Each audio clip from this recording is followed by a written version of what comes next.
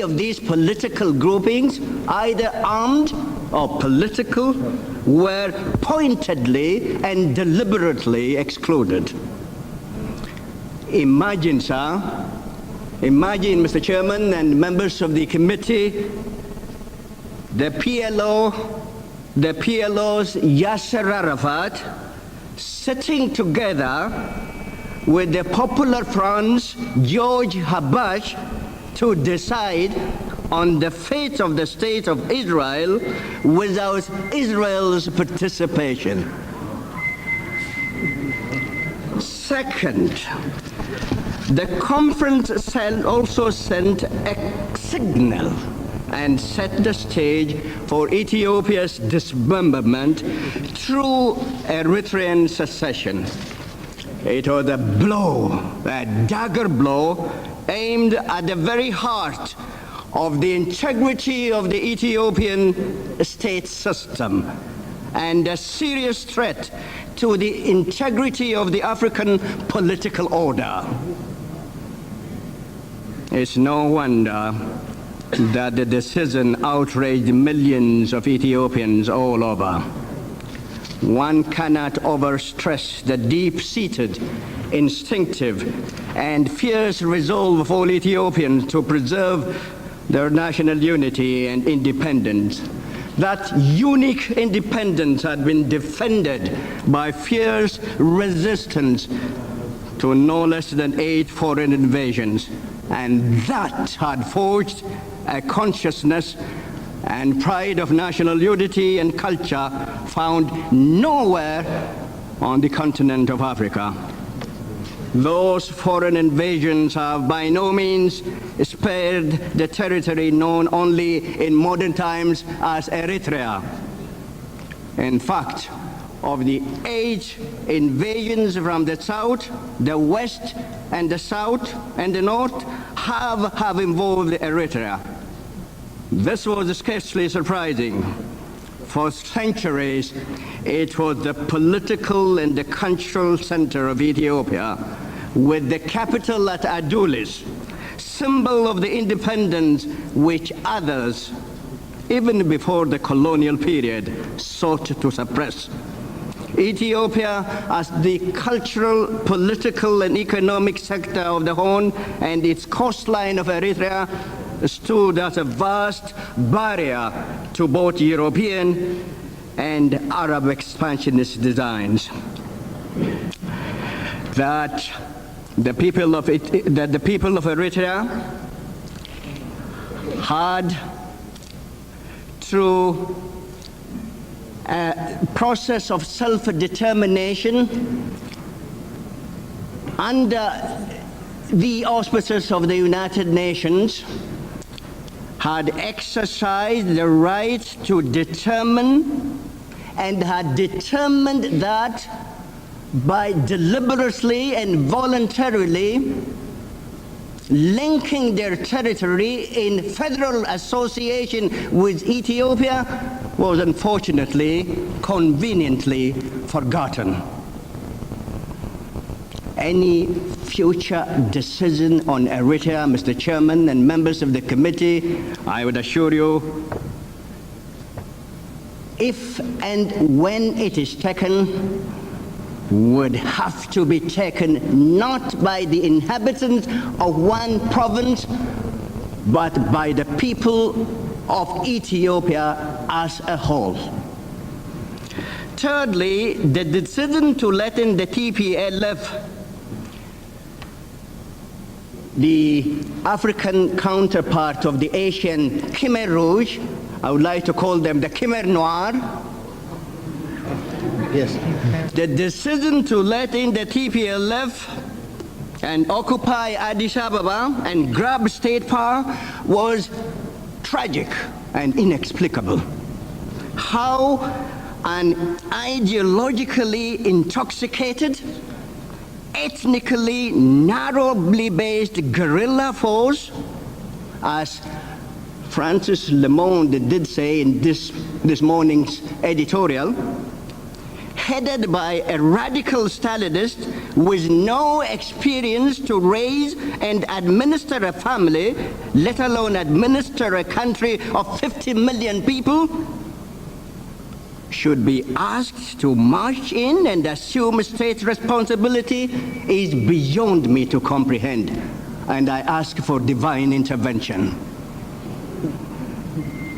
That must be the first time when a self-declared Stalinist is sanctioned by the United States to take over state power. The upshot of all these decisions and actions is to seriously compromise Ethiopia's fundamental interests. And the country is saddled now with a Stalinist regime which is just as repressive as Mengistu Haile Mariam's. But whatever has happened, Mr. Chairman, has happened in London. And it is time to correct mistakes and move on. There is no suggestion on my part at any rate that there was any deliberate plan on behalf of Mr. Cohen or the State Department or the administration in general to put Ethiopia in jeopardy. That has never been suggested. Ethiopia is always in love with Americans and respectful of the traditions and values and democratic institutions of America. So it remains to this very day. But mistakes have been made, and it is important, I think, to correct the mistakes and move on. And how can we move on? Well, I think the first thing is that the United States should reaffirm its traditional support for Ethiopia's unity and territorial integrity. The conflict in Eritrea should be resolved within the framework of a united Ethiopia on the basis of some sort of federal association. Next, the United States should also work for the speedy democratization of the Ethiopian political system and the institution of multi-party democracy in the country. The U.S. should have as its immediate objective the broadening of the current narrowly based rebel junta so that the vast majority of people excluded from the system under the London arrangements could be embraced and brought into the system.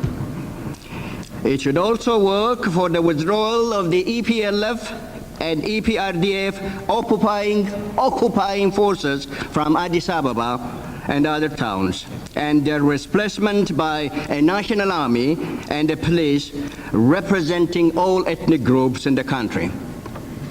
To that end, Mr. Chairman, I urge Assistant Secretary of State, Mr. Cohen, to invite and preside over a conference of all political groups, both within and outside the country.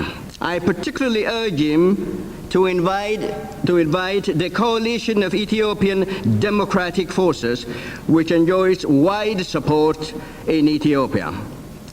The Ethiopian people love and respect and admire the American people. The United States is the only country with the political and moral stature to usher in democracy in Ethiopia and help defend it against dismemberment. I therefore ask members of the committee, I also ask the administration, in particular the State Department, to reconsider the decisions taken and the actions taken in London and bring about an orderly transfer of power from this tiny, tightly knit group of a military junta to a broadly based representative government in Addis Ababa with the unity and territorial integrity of the country intact. I thank you very much, Mr. Chairman. In a referendum, they will have a number of alternatives to options to review before they make a decision on the ballot, so to speak.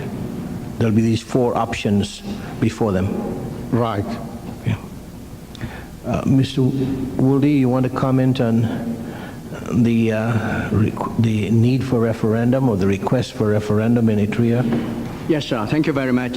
I believe there is no need for any referendum. The reason one wants to have a referendum is to know the wishes and aspirations of the Eritrean people. Now, the Eritrean people, through several processes from the end of the Second World War, had gone through the acts and different stages of self-determination. The 1947 Four Great Powers Conference decided to set up a commission of investigation, sent that committee or commission to Eritrea to investigate on what the people of Eritrea wanted to do. That commission came with a recommendation that the majority of people wanted to associate themselves with Ethiopia. But later on, the Four Power Great Commission's responsibility shifted from there to the United Nations. And the United Nations set up a United Nations Commission for Eritrea, which had 5 members of it, 3 of whom were violently opposed to the Ethiopian nation state, particularly Pakistan. That commission went to Addis Ababa, had attended rallies, went to churches, to synagogue, to mosques, visited schools and factories, and decided at the end of the day the vast majority of the people of Ethiopia want either total association with Ethiopia or some form of federal association. The commission went back to the United Nations and drafted a federal constitution for Eritrea, which was approved by the people through the Eritrean Assembly. And therefore, the decision on whether to belong or be member of Ethiopia has already been taken by the people of Eritrea. One cannot give the right of self-determination every 15 years or 20 years or every generation.